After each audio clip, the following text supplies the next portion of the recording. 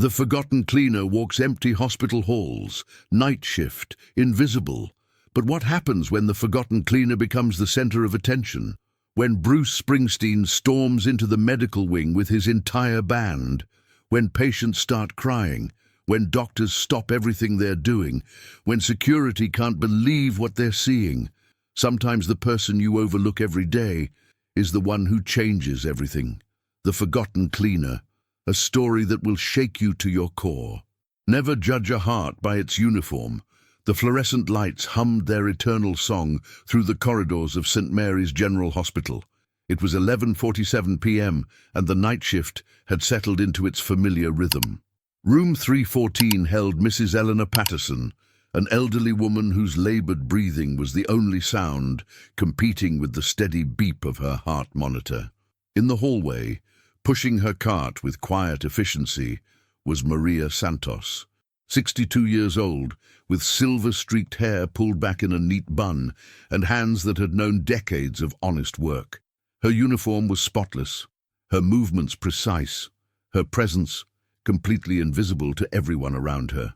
Maria had been cleaning these floors for 18 years. 18 years of mopping up tears, wiping down hope, and sanitizing despair. She knew every corner of this place, every creak in the old building, every nurse by name, though most barely acknowledged her existence. "Excuse me." Dr. Reginald Morrison brushed past her without looking, his expensive shoes clicking against the freshly mopped floor. Maria stepped aside, as she always did, her cartwheels squeaking softly as they rolled. She pushed through the double doors into the cardiac wing, where the night was particularly heavy. 3 heart attack patients had come in during her shift, and the tension among the staff was palpable. Maria moved methodically from room to room, her cloth working in steady circles across surfaces that would be dirty again by morning. In room 318, she paused. A middle-aged man lay unconscious, tubes snaking from his body like mechanical lifelines. His wife sat beside him, head in her hands, shoulders shaking with silent sobs. Maria had seen this scene 1,000 times, but tonight something made her stop. She reached into her uniform pocket and pulled out a small tissue packet, the kind she always carried, though she'd never been asked for one. Quietly, she placed it on the bedside table next to the weeping woman. The woman looked up, startled. Her eyes were red and swollen. "Oh, thank you," she whispered. Maria nodded and moved on, but something in that brief exchange lingered in the air, like smoke from an extinguished candle. 3 floors down, in the hospital's main lobby, a different kind of tension was building. A black SUV had pulled up outside, followed by 2 more vehicles. Security guard Tommy Rodriguez noticed first. He'd been working these doors for 7 years, and unusual late-night arrivals always caught his attention. The doors slid open, and Bruce Springsteen walked in. Not the concert version of Bruce Springsteen, with stage lights and amplified guitars. This was Bruce at 74, wearing a worn leather jacket and jeans, his face etched with the kind of concern that comes from somewhere deep and real. Behind him came Steven Van Zandt, Roy Bittan, and Max Weinberg, the core of the E Street Band, looking equally serious. Tommy's jaw dropped. Mr. Springsteen, is Dr. Peterson still on duty?" Bruce's voice carried the weight of urgency. Yes, sir. 3rd floor, but visiting hours are..." "This isn't a social call." Bruce was already moving toward the elevators, his bandmates following. "Someone very important to us is here." Meanwhile, on the 3rd floor, Maria was entering the supply room when she heard commotion in the hallway. Voices she didn't recognize, footsteps that didn't belong to the usual night staff. She cracked the door open and peered out. Her heart stopped. Bruce Springsteen was walking down her hallway, flanked by men she recognized from album covers that had sat on her shelf at home for decades. They were deep in conversation with Dr. Peterson, their voices low but intense. "How is she?" Bruce was asking. "Stable, but it was close. If she hadn't been brought in when she was..." Dr. Peterson's voice trailed off. Maria's hands trembled as she gripped the doorframe. They were talking about someone she knew, someone who worked here. But who? "Can we see her?"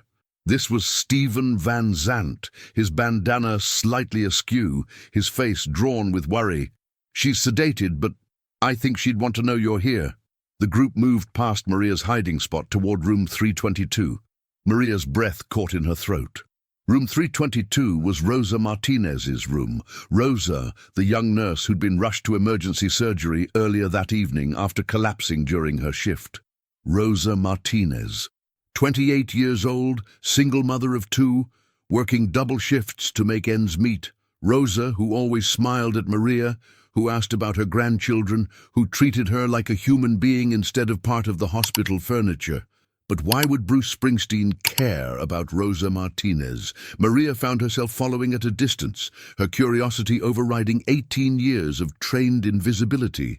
She stationed herself near the nurse's station, pretending to organize supplies while straining to overhear the conversation drifting from room 322. "She never told anyone at work," Dr. Peterson was saying. "We only found out when we were going through her emergency contacts." "That's Rosa." Bruce's voice was thick with emotion, always putting everyone else first. Maria's hand stilled on the supply cart. Emergency contacts? What connection could Rosa possibly have to Bruce Springsteen? Inside room 322, Bruce stood beside the hospital bed where Rosa lay pale and still, oxygen tubes in her nose, an IV line feeding into her arm. The tough rock and roll exterior he showed the world had crumbled completely. This was a man looking at someone precious to him. "Do you remember," Bruce said softly, "when you were 7 years old, and you wrote me that letter?" Stephen Van Zandt smiled through his tears. "She asked if you could come to her school talent show, because her dad couldn't." "And you actually showed up," Roy Bitton added. "Changed her whole world." Bruce nodded, reaching out to gently touch Rosa's hand. "She's been writing to me ever since. 21 years of letters. Every birthday, every Christmas, every time something important happened in her life. She told me about nursing school, about her kids, about working here." "She never mentioned that you wrote back," Dr. Peterson said quietly. "Every single letter," Bruce replied, "for 21 years. In the hallway, Maria felt tears welling up in her eyes. Rosa, the quiet nurse who worked extra shifts and never complained, had a secret connection to Bruce Springsteen that spanned more than 2 decades. The rock star who could fill stadiums had kept up a personal correspondence with a small-town nurse, and now he was here, in the middle of the night, because she was in trouble. "The doctors said she's been working herself to exhaustion," Max Weinberg said, "trying to pay for her mother's cancer treatments on top of everything else." Bruce's jaw tightened. "Why didn't she tell me? I could have helped." "You know Rosa," Stephen said, too proud to ask for anything, even from family. Family. The word hung in the air, and Maria understood. This wasn't about celebrity or fame. This was about a connection forged decades ago between a little girl who needed a father figure and a man who'd stepped into that role when it mattered most. Rosa's eyes fluttered open, struggling to focus in the dim hospital lighting. "Bruce?" she whispered, her voice barely audible. "I'm here, kiddo." Bruce squeezed her hand gently. "We're all here." "I'm sorry." Rosa tried to sit up, but Bruce gently pressed her back down. "I didn't mean to worry you. I couldn't afford to miss work, and I thought I could push through." "Shh." Bruce's voice was infinitely gentle. "You don't apologize for being human. You don't apologize for caring so much about everyone else that you forgot to care for yourself." Tears slipped down Rosa's cheeks. "The medical bills for Mom, and the kids need new school clothes, and the rent went up again." "Stop!" Bruce's voice was firm but loving. "That's not your burden to carry alone anymore." Stephen Van Zandt stepped forward. "We've already talked to the hospital administration. Your mother's treatments are covered, all of them. The kids' education too," Roy added. "College funds are set up. And this hospital just got a very generous donation for their nursing scholarship program," Max said with a smile. "Rosa Martinez Nursing Excellence Fund." Rosa began to sob, overwhelmed by the generosity and love surrounding her. Outside in the hallway, Maria wept quietly, witnessing a level of kindness and loyalty that seemed impossible in today's world. But Bruce wasn't finished. "There's something else," he said. "Remember when you were 12, and you told me you wanted to be two things when you grew up, a nurse and a singer?" Rosa nodded through her tears. "Well, you conquered the nursing part, and beautifully." Bruce smiled. "But I never forgot about the singing." Stephen Van Zandt pulled out his phone and showed Rosa the screen. It was a recording studio, state-of-the-art equipment gleaming under professional lighting. "We booked you studio time," Stephen said. "Professional musicians, producers, the works. It's time to make that album you've been dreaming about." "Bruce, I don't deserve." "You've been family for 21 years, Bruce interrupted. "Family takes care of family. And Rosa, you're not just family to me, you're family to everyone whose life you've touched in this hospital." As if on cue, the door opened and Dr. Peterson returned. But he wasn't alone.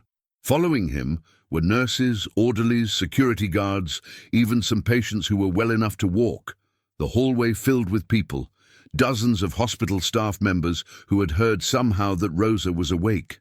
"We wanted to thank you," said Janet Williams, the head nurse, "for all the extra shifts you covered, for staying late when we were short-staffed, for the countless times you went above and beyond." "You never asked for recognition," added Dr. Morrison, the same doctor who had brushed past Maria earlier, "but you deserved it every day." Maria watched from her position near the nurses' station as person after person entered Rosa's room, sharing stories of her kindness, her dedication, her selflessness. The room overflowed with gratitude and love. And then Rosa did something unexpected. Through her tears and overwhelming emotion, she began to sing. It started as a whisper, barely audible. "There's a light that never goes out. In the hearts of those who care, when the world seems dark and doubtful, love is always there." Bruce's eyes widened. The melody was original, the lyrics flowing from Rosa's heart in the moment. Her voice, though weak from her ordeal, carried a purity and emotional depth that sent chills through everyone in the room. One by one, the hospital staff fell silent, listening to this beautiful song emerging from their colleague's hospital bed. Even Bruce Springsteen, a man who had heard the greatest voices in music history, was visibly moved. When Rosa finished, the silence stretched for several heartbeats before Bruce spoke. "That's going to be the title track of your album," he said simply. But then something else happened that would change everything for Maria Santos. Dr. Peterson, still emotional from the impromptu concert, stepped out into the hallway to gather himself. He noticed Maria standing quietly by her supply cart, tears streaming down her face. "Maria?" he said, surprised. "Are you all right?" His voice carried into Rosa's room, and Rosa turned her head toward the door. "Maria's out there?" Rosa asked. "Please bring her in, please." Bruce looked puzzled. "Who's Maria?" "The woman who keeps this place running," Rosa said firmly. "The woman who leaves tissues for crying relatives, who stays late to make sure the children's ward is extra clean for the sick kids, who remembers everyone's birthday, even though nobody remembers hers." Dr. Peterson gently guided Maria into the room. She tried to resist, feeling out of place among these important people, but Rosa's voice stopped her. "Maria, you've been my guardian angel for 3 years," Rosa said. "Every night shift, every hard day, you were there with a smile and a kind word. You saw me as a person, not just part of the medical machine." Maria's voice was barely a whisper. I just tried to do my job." "No," Bruce Springsteen said, studying Maria's face carefully. "You did something much more important than a job. You cared." He turned to the room full of people. "How many of you have been touched by Maria's kindness?" Hands began to rise slowly at first, then more quickly. Dr. Morrison, who had brushed past her earlier, raised his hand. "She once left a cup of coffee outside my office door during a particularly brutal night. Never said a word, just, it was there when I needed it most." Nurse Williams nodded. "She organized a birthday party for my daughter in the break room when I couldn't leave the ICU. Used her own money, her own time. She taught my son Spanish during her lunch breaks," added security guard Rodriguez. never asked for anything in return. Story after story emerged. Maria Santos, the invisible custodian, had been quietly touching lives throughout the hospital for 18 years. Small acts of kindness performed without expectation of recognition or reward. Bruce Springsteen listened to each story, and with each one, his expression grew more amazed.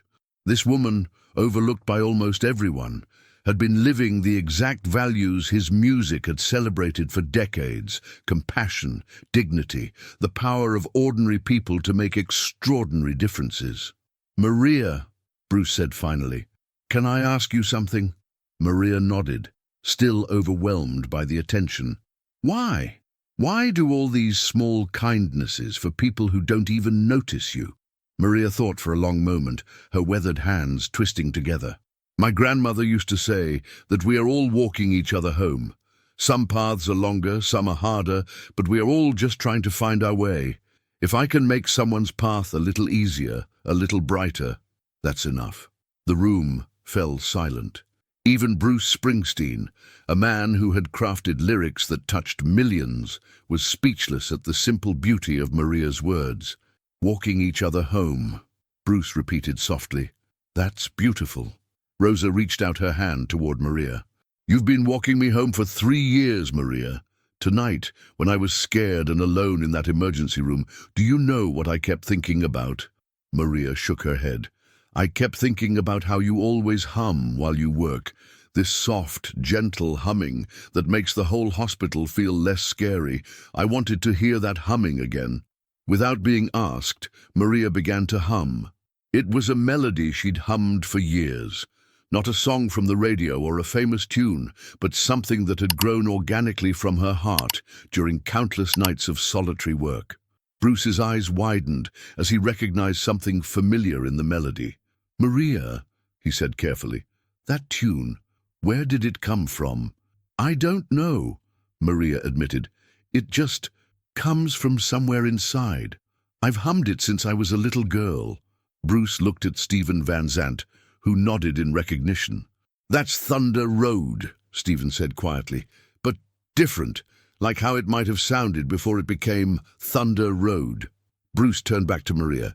"You've been humming one of my songs for years, but you've made it your own. You've made it a lullaby."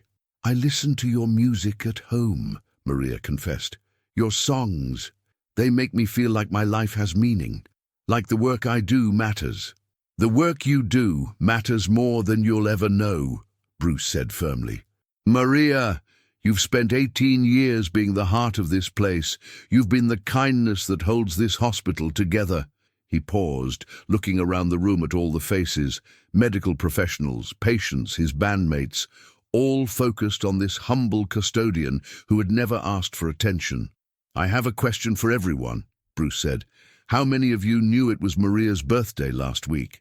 The room fell silent. Nobody raised their hand. "I didn't either," Bruce admitted. "But Rosa told me. She's the only one who remembered." Rosa smiled weakly. "Maria always remembers everyone else's birthday. She leaves little notes, sometimes flowers from the hospital garden, but nobody ever—" "That changes now," Dr. Peterson said firmly. "Maria, I owe you an apology. We all do. For 18 years you've been invisible to us, and that's not right." "It's okay," Maria started to say, but Bruce held up his hand. "No, it's not okay. Maria, you've been living the message of my music better than I have sometimes. You've been the working-class hero, the everyday saint, the person who makes the world better just by being in it." Bruce pulled out his phone and made a call. "Tommy? Yeah, it's Bruce. I need you to bring my guitar up to the 3rd floor, room 322. Yes, now." While they waited, Bruce sat down in the chair beside Rosa's bed and looked directly at Maria. "Tell me about your life," he said simply. "Not your work, not your job, your life, your dreams, the things that matter to you." Maria was flustered. Nobody ever asks me about that. I'm asking now." So Maria began to talk, hesitantly at first, then with growing confidence. She talked about her 3 grandchildren who lived across the country and whom she saw once a year. She talked about her late husband, Carlos, who had died 5 years ago and who used to dance with her in the kitchen on Sunday mornings. She talked about the small garden she tended behind her apartment building and how she grew vegetables to share with her neighbors. She talked about her dream of visiting the ocean. She had lived her entire life in the Midwest and had never seen the sea. She talked about the letters she wrote to her sister in Mexico, who couldn't read, but who had them read aloud by her daughter. She talked about the stray cat she fed behind the hospital dumpster and how she worried about it on cold nights. With each story, Maria Santos became more real, more three-dimensional, more human to everyone in the room. The invisible woman was suddenly visible, not as a custodian or a worker, but as a complete person with hopes, dreams, sorrows, and joys. When Tommy arrived with Bruce's guitar, the hallway had filled with even more people. Word had spread throughout the hospital that Bruce Springsteen was here, but more importantly, that something beautiful was happening in room 322. Bruce tuned his guitar and looked around the crowded room. "I want to tell you all a story," he began. 30 years ago, I wrote a song called My Hometown. It was about the dignity of ordinary people, the strength of communities, the importance of seeing and valuing everyone. He strummed a few chords. Tonight, I met someone who has been living that song every single day. Maria Santos, you are my hometown. You are the heart of this place, the soul of this community. Bruce began to play, but it wasn't my hometown. It was Maria's humming melody, transformed into something fuller, richer, but still maintaining the gentle, nurturing quality she had given it. "This is for Maria," Bruce said, "and for Rosa, and for everyone who walks others home." He began to sing, improvising lyrics that seemed to flow directly from the evening's events. In the halls where the fluorescent lights hum their song, there walks an angel, been there all along. With gentle hands and a caring heart, she's been the light when the world falls apart. She hums a melody while she works at night, making everything clean, making everything right, never asking for thanks, never seeking fame, just walking us home in love's holy name. Maria, Maria, keeper of our souls, you've been the glue when the world broke in two. Maria, Maria, making broken hearts whole. This song is for you, this song is for you. By the time Bruce finished, there wasn't a dry eye in the room. Maria was sobbing, overwhelmed by the recognition, the kindness, the sudden understanding that her life had meaning beyond anything she had ever imagined. But Bruce wasn't finished. "Maria, I want to offer you something," he said. "For 18 years, you've been taking care of others. I think it's time someone took care of you." He reached into his jacket pocket and pulled out an envelope. Inside this envelope are plane tickets to California. You're going to see the ocean, you're going to visit your grandchildren, and you're going to stay as long as you want. Maria's hands trembled as she took the envelope. "I can't. My job is waiting for you when you get back," Dr. Peterson interrupted, "with a raise, better benefits, and a proper office with your name on the door. Maria Santos, patient care coordinator." "But I'm just a custodian," Maria whispered. "You're the person who coordinates more patient care than anyone in this building," Nurse Williams said. "You just never had the title or the recognition." Stephen Van Zandt stepped forward. "There's something else. Maria, would you be willing to record that humming? We want to use it in Rosa's album, a duet, Walking Each Other Home. Rosa and I would be honored to share writing credit with you," Bruce added. "Your melody, your words about walking each other home, that's the heart of what music should be." Rosa reached out and grasped Maria's hand. "We'll record it together when we're both feeling better. 2 working women, 2 survivors, 2 people who understand what it means to care for others." The next few hours passed like a dream. Hospital staff members who had never spoken to Maria came by to share their own stories of her quiet kindness. Patients wheeled themselves down from other floors to thank her for small gestures they thought she'd forgotten. Dr. Morrison approached her with tears in his eyes. "Maria, I owe you a personal apology. I've walked past you for years without seeing you. Without seeing your humanity, your dignity, your worth. I was wrong, and I'm sorry." "We all were wrong," Dr. Peterson added. "But that changes now. Maria, you've shown us what this hospital should be. A place of caring, of seeing people, of walking each other home." As dawn began to break through the hospital windows, Bruce sat with his guitar, working out arrangements for the song he'd improvised. Maria sat nearby, still overwhelmed, but glowing with a happiness she hadn't felt in years. "Bruce," she said quietly, "can I ask you something? Anything. Why? Why did you do all this for Rosa, for me? You could be anywhere in the world." Bruce set down his guitar and looked at her seriously. "Maria, do you remember the first line of Born to Run?" Maria nodded. She knew Bruce's music by heart. "In the day, we sweat it out on the streets of a runaway American dream." That's what I thought life was about when I was young. Running from something, chasing something, always moving. He gestured around the hospital room, at Rosa sleeping peacefully, at the sunlight beginning to stream through the windows. "But I learned something over the years. The real American dream isn't about running. It's about staying. It's about showing up. It's about being there for people when they need you most." Bruce looked directly at Maria. "You've been living the real American dream for 18 years. You stayed. You showed up. You were there. Rosa wrote to me for 21 years, and I wrote back because that's what family does. But you didn't need letters. You were here every night, taking care of everyone, walking them home." Maria wiped away fresh tears. "I never thought of it that way." "That's what makes you beautiful," Bruce said. "You never did it for recognition. You did it because it was right." As the morning shift began to arrive, news of the night's events spread throughout the hospital like wildfire. The story was almost impossible to believe. Bruce Springsteen had spent the night in room 322, not because of celebrity or publicity, but because of genuine love and family bonds. But more than that, the story of Maria Santos was spreading. 18 years of invisible kindness had suddenly become visible, and people were seeing their hospital and their own behavior in a new light. Dr. Sarah Chen, arriving for her morning rounds, stopped by room 322 to see what all the commotion was about.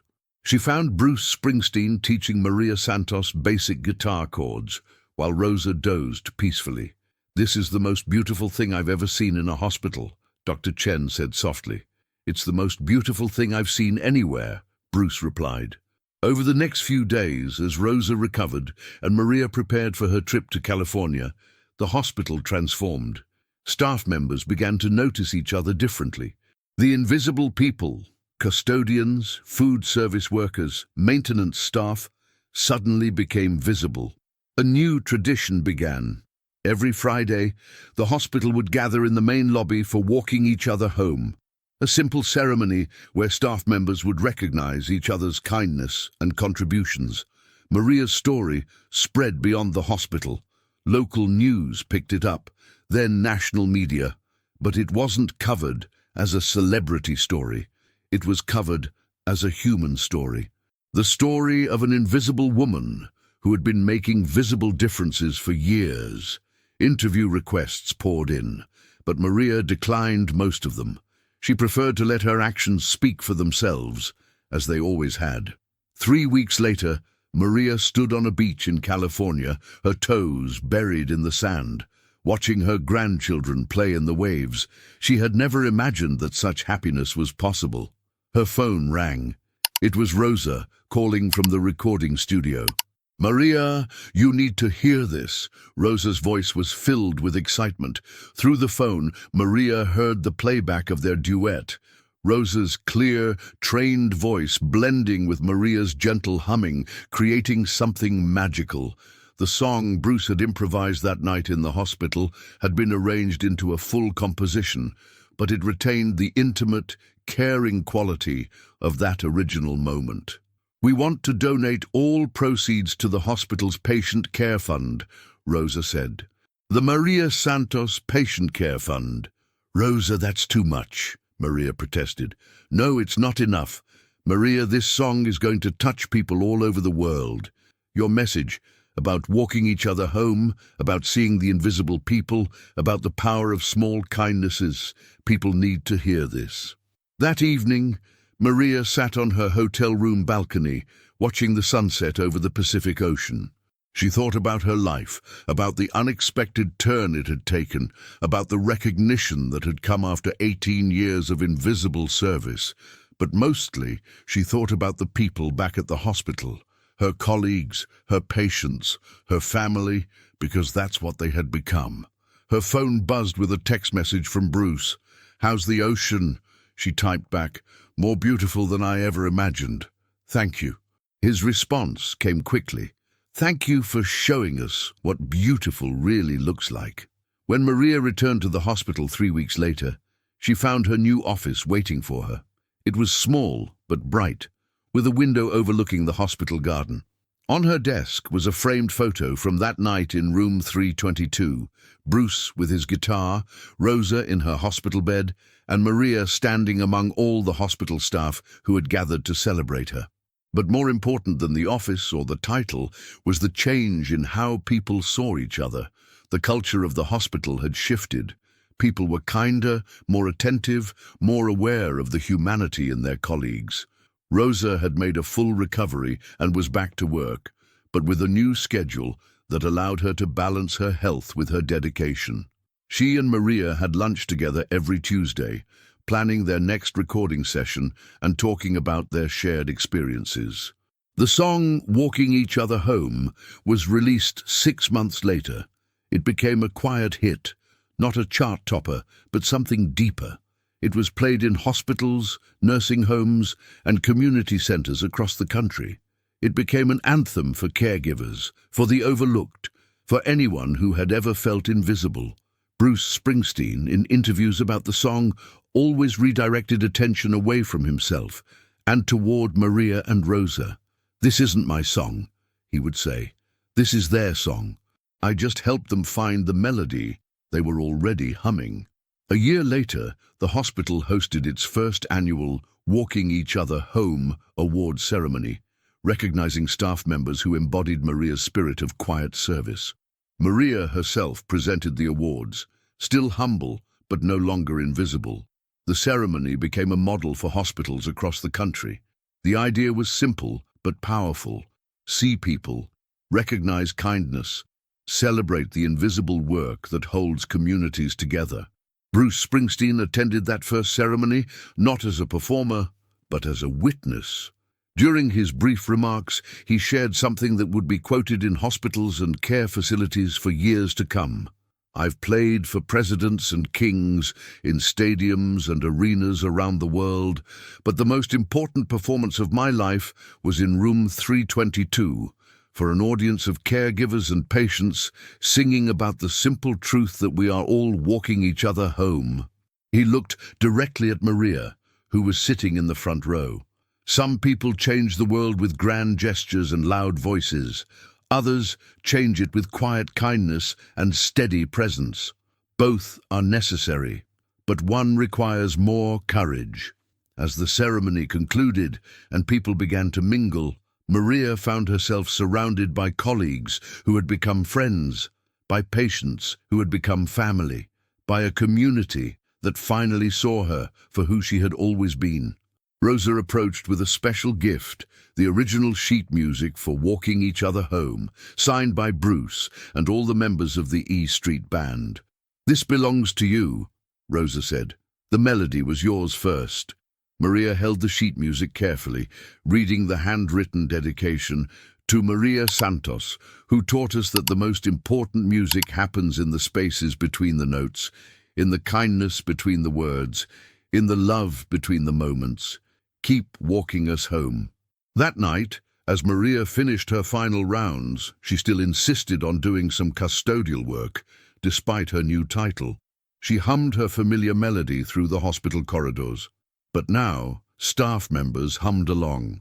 The invisible woman had taught them all to see the invisible love that holds the world together. As she locked her supply closet for the last time, tomorrow, Someone else would take over those duties so she could focus on her new role. Maria reflected on the strange journey that had brought her to this moment. She had spent 18 years believing she was just a custodian, just someone who cleaned up after others. But she had learned that there is no just about caring for people. There is no just about showing up every day. There is no just about walking others home. The hospital was quiet now, settling into its nighttime rhythm. In room 322, a new patient slept peacefully. An elderly man recovering from surgery, worried about his family. On his bedside table, someone had left a small packet of tissues and a note that read, "You are not alone. We are all walking each other home." The note was unsigned, but it didn't need to be. The spirit of Maria Santos had become part of the hospital's DNA, part of its culture of caring. In her apartment that night, Maria sat at her kitchen table, writing a letter to her sister in Mexico. She wrote about the strange and beautiful turn her life had taken, about the recognition and the new job, about the song and the friendships. But mostly, she wrote about the lesson she had learned, that no act of love is ever wasted, no kindness ever forgotten. Even when we feel invisible, even when we think nobody notices, we are making a difference in ways we may never know. She sealed the letter and prepared for bed, humming softly as she had done for so many years. Tomorrow would bring new challenges, new opportunities to care for others, new chances to walk people home. As Maria drifted off to sleep, she could hear the distant sound of night shift workers beginning their rounds.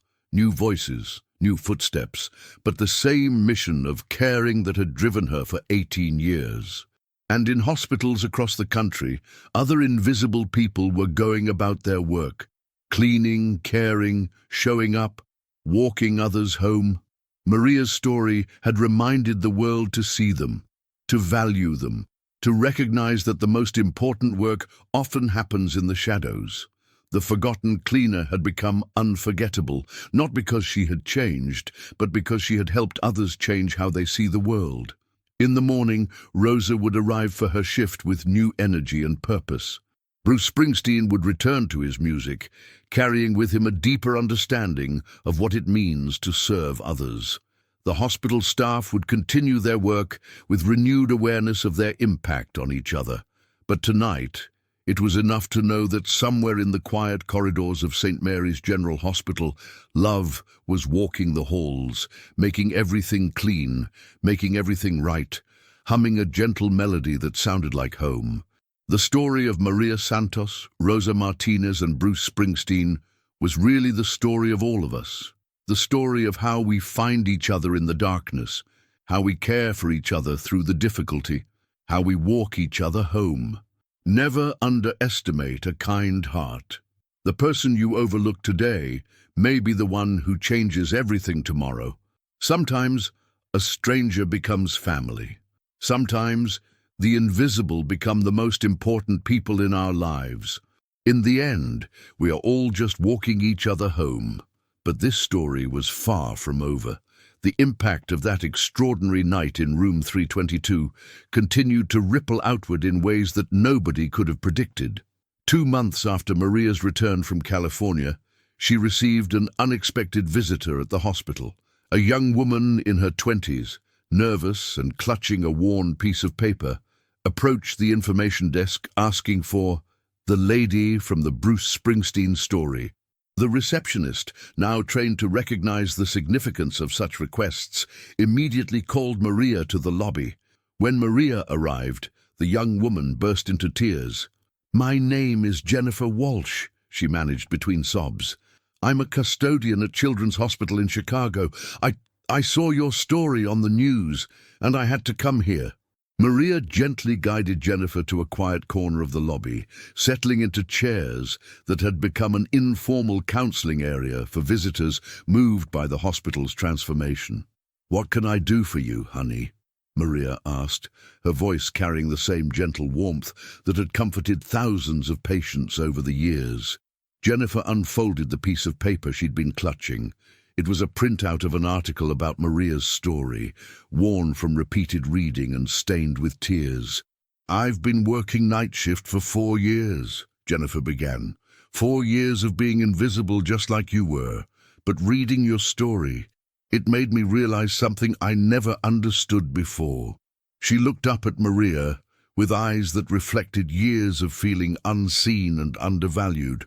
"I thought I was just cleaning, just doing a job that nobody cared about. But you showed me that what I do, it matters. When I mop the floors in the pediatric ward, I'm creating a safe space for sick children. When I sanitize the operating rooms, I'm protecting lives. When I empty the trash cans in the family waiting areas, I'm removing the physical remnants of people's worst days."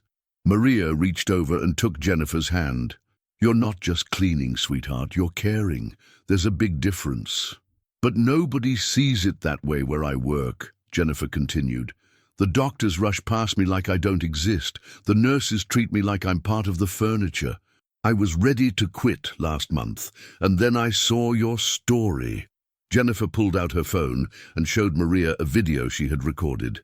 It was footage of the children's hospital where she worked, but filmed with new eyes. The camera captured small moments that revealed the true impact of her work. A child's face lighting up when he saw the spotless playroom she had prepared. Parents finding comfort in the cleanliness and order she maintained during their most chaotic moments. Medical staff working confidently in environments she had made safe and sterile. "I started documenting my work differently," Jennifer explained. "Not as cleaning, but as care. And you know what I discovered? I've been touching hundreds of lives every single day, just like you have." Maria watched the video with tears in her eyes, seeing her own journey reflected in this young woman's awakening. "What are you going to do now?" Maria asked. "I want to start something at my hospital," Jennifer said with growing confidence. "I want to create a program where all the support staff, custodians, food service, maintenance, security, we recognize each other. We see each other. We celebrate the caring work we do." "That sounds beautiful," Maria replied. "But you know what would make it even better?" Jennifer looked at her expectantly.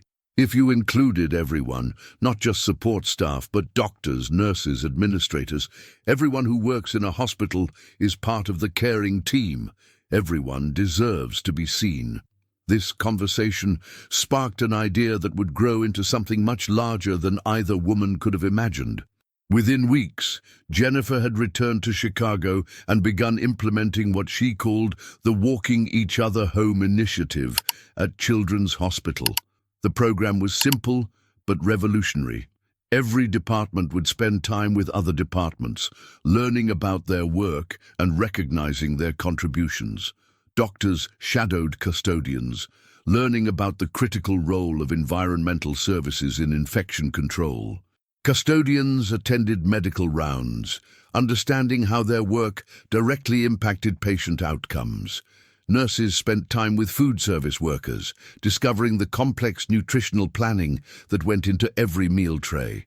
The program's success was immediate and profound. Staff satisfaction scores soared.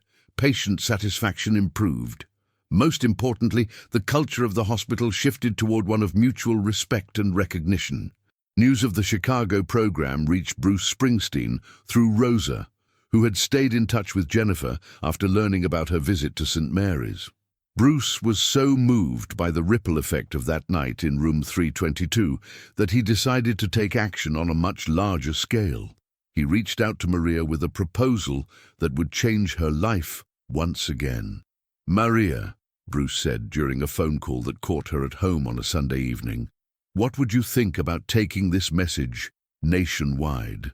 "What do you mean?" Maria asked, though her heart was already racing with possibility. "I want to fund a foundation. The Maria Santos Walking Each Other Home Foundation will work with hospitals across the country to implement programs like the one in Chicago. We'll train people to see the invisible work that holds these institutions together." Maria was quiet for a long moment, overwhelmed by the magnitude of what Bruce was proposing. "Bruce, I'm just a custodian from a small hospital. I don't know how to run a foundation. "You don't need to know how to run it," Bruce replied. "You need to know why it matters, and nobody knows that better than you. We'll hire administrators and program coordinators. Your job will be to share your story, to teach people what you've learned, to help them see what you've always seen. But I've never given speeches or—" "Maria," Bruce interrupted gently, "do you remember what you told me about walking each other home? About how we're all just trying to find our way, and if we can make someone's path a little easier, a little brighter, that's enough." "Yes. This foundation is just that, on a larger scale. You'll be making thousands of paths a little easier, a little brighter. You'll be walking countless people home." Maria thought about Jennifer, about the change she had sparked at Children's Hospital in Chicago. She thought about all the invisible workers in hospitals across the country who felt unseen and undervalued. She thought about the patients who would benefit from more compassionate, connected healthcare environments. "Okay," she said finally, "let's do it."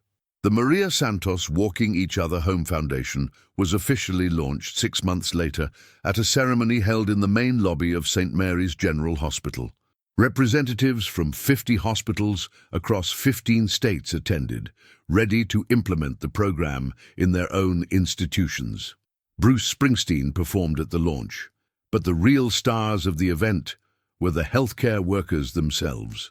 Custodians, food service workers, maintenance staff, nurses, doctors, and administrators shared the stage as equals, each telling stories of how they walked each other home in their daily work. Maria, now the Foundation's Director of Heart, a title she had insisted upon because it captured her role better than any traditional corporate designation, gave the opening address. She had been terrified about speaking in front of such a large group, but when she looked out at the audience and saw faces that reflected her own journey, her nervousness melted away. "A year ago, I was invisible," she began. "Not because I was trying to hide, but because people had stopped seeing me. I'd stopped seeing myself as anything more than someone who cleaned up after others." The audience was completely silent, hanging on every word. "But I learned something that changed everything. There is no such thing as just a custodian, just a food service worker, just a maintenance person. There is no just about caring for people. When we care for others, we become part of something sacred." She gestured to the hospital around them, to the people filling the lobby. "Every person in this room is walking someone home.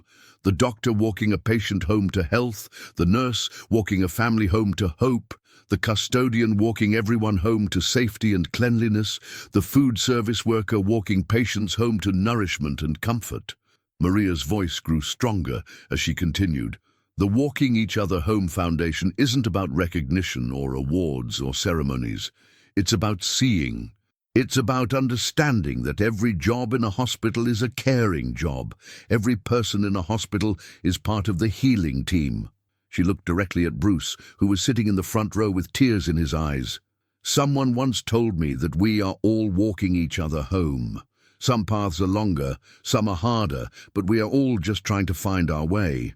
If we can make someone's path a little easier, a little brighter, that's enough." The applause that followed wasn't polite or formal. It was the kind of applause that comes from deep recognition, from hearts that have been touched and changed. Over the following 2 years, the Walking Each Other Home program was implemented in over 300 hospitals across the United States. The results were consistently remarkable: improved staff morale, reduced turnover, enhanced patient satisfaction, and most importantly, a transformation in hospital culture toward greater empathy and connection.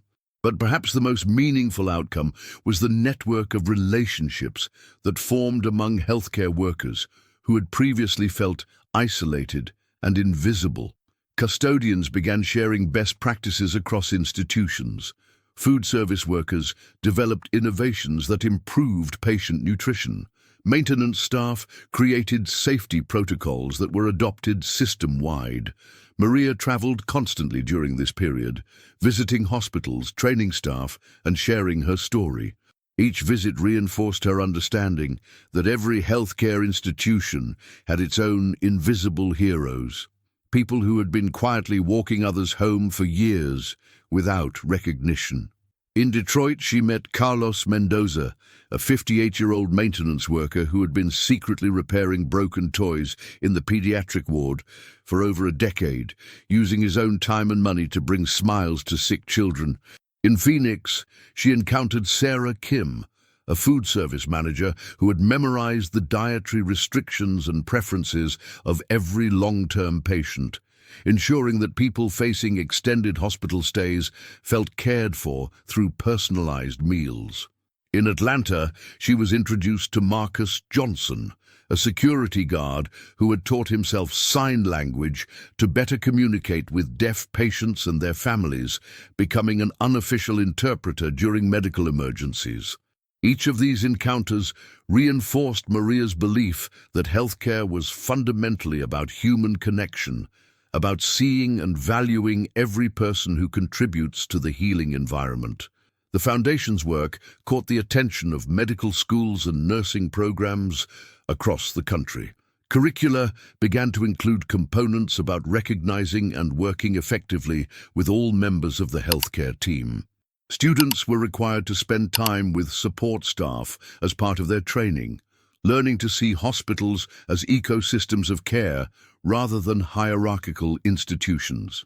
Dr. Amanda Roberts, Dean of Nursing at Johns Hopkins University, invited Maria to give the commencement address to graduating nurses. In her speech, Maria challenged the new nurses to remember that healing happens through relationship, not just through medical procedures.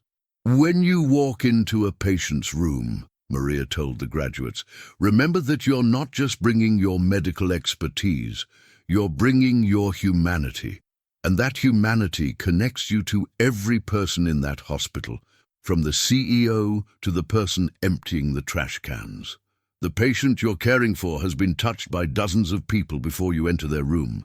The custodian who cleaned their space, the food service worker who prepared their meal, the maintenance person who ensured their oxygen was flowing properly. All of these people are part of that patient's healing journey. Your job is not just to provide medical care. Your job is to honor and coordinate all the care that surrounds your patients, to see the invisible work and make it visible, to walk not just your patients home, but to walk your colleagues home too. The speech, recorded and shared widely on social media, became a touchstone for healthcare workers seeking to understand their role within the larger context of institutional caring.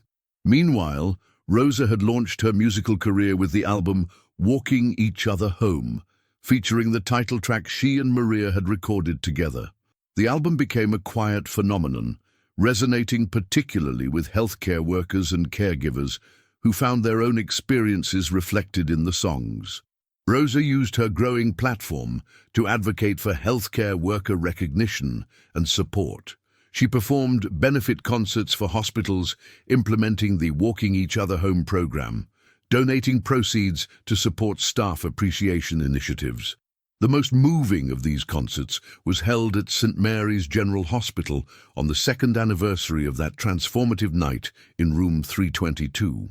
The hospital's main lobby was converted into an intimate concert venue, with an audience consisting entirely of hospital staff and their families. Bruce Springsteen joined Rosa on stage for a special performance of Walking Each Other Home. But the most powerful moment came when Maria was invited to sing the humming melody that had started it all. Her voice, untrained but pure, filled the space with the same gentle comfort that had soothed countless patients during her years of night shifts. As Maria hummed, hospital staff throughout the audience began to hum along. Doctors and custodians, nurses and food service workers, all voices joining together in the melody that had become their anthem. In that moment, the hierarchy of the hospital dissolved. There were no job titles, no pay grades, no differences in education or background. There were only human beings who had chosen to dedicate their lives to caring for others, united in recognition of their shared mission. The concert was broadcast live on social media, reaching healthcare workers around the world. Messages poured in from hospitals in dozens of countries, sharing stories of their own invisible heroes and expressing desire to implement similar recognition programs. This international interest led to the expansion of the Walking Each Other Home Foundation beyond the United States. Maria found herself traveling to Canada, the United Kingdom, Australia, and eventually to hospitals in developing countries where the challenges of healthcare delivery were even more complex. In a rural hospital in Kenya, she met Dr. Amara Ochieng, who had been struggling to maintain staff morale in the face of severe resource constraints. The Walking Each Other Home program, adapted for the local context, helped staff recognize that their dedication and mutual support were resources as valuable as any medical equipment. "You showed us that wealth is not just about money or machines," Dr. Ochieng told Maria during her visit. "Our wealth is in our commitment to each other, in our willingness to walk each other home even when the path is very difficult." In rural India, Maria worked with hospital administrators to implement recognition programs that honored not just medical staff, but also the family members who provided much of the day-to-day care for patients. The program acknowledged that healing happened through communities of care that extended far beyond the hospital walls. These international experiences deepened Maria's understanding of her mission. She realized that the principles of seeing, valuing, and supporting invisible work were universal human needs that transcended cultural and economic differences. Back in the United States, the Foundation's work had attracted academic attention. Research studies began documenting the measurable impacts of the Walking Each Other Home program. Reduced staff turnover, decreased burnout rates, improved patient outcomes, and enhanced job satisfaction across all hospital departments. Dr.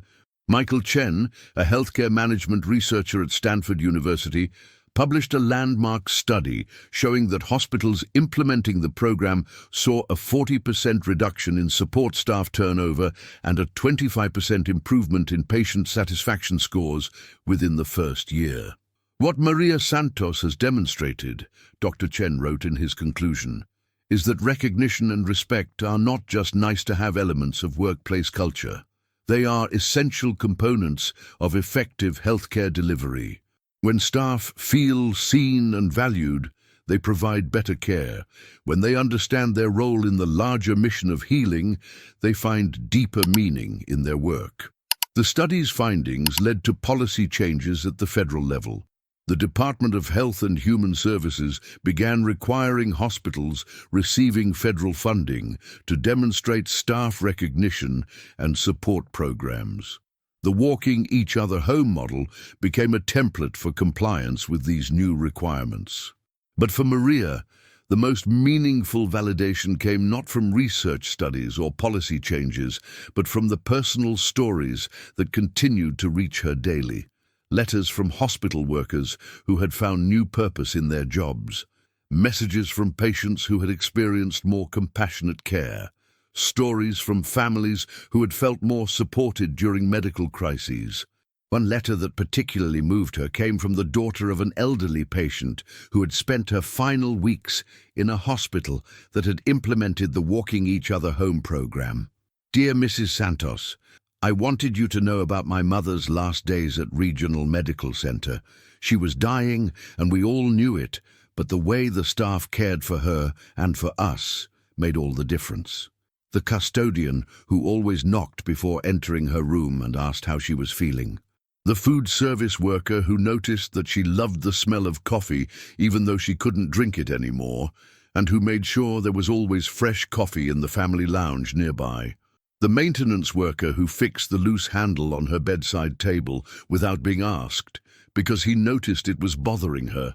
Every single person who entered her room treated her with dignity and kindness.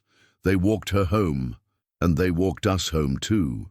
Thank you for showing them how to see what matters most."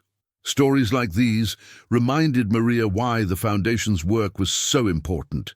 Healthcare was ultimately about human beings caring for other human beings, and anything that enhanced that fundamental relationship improved everything else. As the foundation approached its third anniversary, Bruce Springsteen approached Maria with another proposal. "I want to write a book about this," he told her during one of their regular phone check-ins. "Not about me, not about the music, but about you, about the foundation, about all the people whose stories we've collected over these years." Maria was hesitant. "Bruce, I'm not a writer, and this isn't really my story anymore. It belongs to everyone who's been part of this journey." "Exactly," Bruce replied. "That's why it needs to be told. People need to understand that changing the world doesn't require fame or fortune or special talents. It just requires seeing people and caring about them." The book, titled Walking Each Other Home, Invisible Heroes in American Healthcare, was published 2 years later. Co-authored by Bruce Springsteen and Maria Santos, it featured stories from hundreds of healthcare workers whose lives had been touched by the Foundation's work. The book became a bestseller, but more importantly, it became a training manual for healthcare institutions around the world. Medical schools assigned it as required reading. Hospital administrators used it to guide culture change initiatives. Individual healthcare workers found inspiration in its pages during difficult times. All proceeds from the book were donated to the Foundation, allowing it to expand its work and reach even more hospitals and healthcare workers. By its 5th anniversary, the Walking Each Other Home Foundation had worked with over 1,000 healthcare institutions in 25 countries. Maria, now 67, had become an internationally recognized advocate for healthcare worker recognition and support. But she never forgot her roots. Every month, she returned to St. Mary's General Hospital to work a night shift with the current custodial staff. Not because she had to, but because it kept her connected to the work that had shaped her understanding of service and caring. On one of these monthly visits, she encountered a new custodian, a young man named David, who seemed overwhelmed by the complexity and emotional weight of hospital work. "It's harder than I expected," David confided during their shared break. "Not the physical work, but seeing so much pain, so much suffering, sometimes I wonder if anything I do really matters." Maria smiled, remembering her own doubts from years past. "David, let me tell you something," she said. "Every surface you clean, every floor you mop, every room you prepare, you're creating space for healing to happen. You're making it possible for doctors to save lives, for nurses to provide comfort, for families to find peace." She gestured around the hospital, bustling with activity even in the early morning hours. "Look around. See all these people. They can do their jobs because you do yours. The surgeon can focus on surgery because she knows her operating room is sterile and safe. The patient can rest because he knows his room is clean and comfortable. The grieving family can find solace because the spaces you maintain provide dignity, even in the darkest moments." David listened intently, his expression gradually shifting from doubt to understanding. "You're not just a custodian, David. You're a healer. You heal environments. You heal the spaces where miracles happen every day." As Maria prepared to leave that morning, she reflected on how far the journey had come from that night in room 322. What had started as one invisible woman finally being seen had grown into a global movement to recognize and celebrate the invisible work that holds communities together. The Foundation's reach now extended beyond healthcare into other caring professions: education, elder care, childcare, social services. The principle remained the same. Everyone who contributes to caring for others deserves to be seen, valued, and supported. But perhaps the most important impact was the cultural shift the Foundation had helped create. The idea that recognition and respect were fundamental rights rather than special privileges had taken root in institutions across the world. Maria's story had proven that individual actions could indeed create systemic change, that one person's commitment to seeing and valuing others could transform entire industries. As she walked out of St. Mary's General Hospital that morning, Maria passed the memorial garden that had been created in honor of all healthcare workers who had dedicated their lives to caring for others. At its center stood a simple stone bench with an inscription, "We are all walking each other home." The bench was never empty. Staff members took breaks there, patients' families found comfort there, and visitors paused to reflect on the miracle of human caring that happened within the hospital walls every day. Maria sat on the bench for a few moments, watching the sunrise paint the hospital windows gold. She thought about all the people inside those walls, patients fighting for their lives, families hoping for good news, healthcare workers beginning another day of service. Each person was on their own journey, facing their own challenges, carrying their own hopes and fears. But none of them was walking alone. They were all walking each other home, creating a community of care that extended far beyond any single institution or program. The invisible had become visible. The overlooked had become celebrated. The forgotten had become unforgettable. And it all began with one simple truth that Maria had always known, but had never been able to articulate until that transformative night. We are all walking each other home, and every step we take together makes the journey a little brighter for everyone. If this story touched your heart, please like this video, subscribe to our channel, and share your own stories of invisible heroes in the comments below. Sometimes the most beautiful stories are the ones happening right around us, waiting to be seen. Remember, you might be someone's invisible hero today, and tomorrow you might discover that someone has been walking you home all along.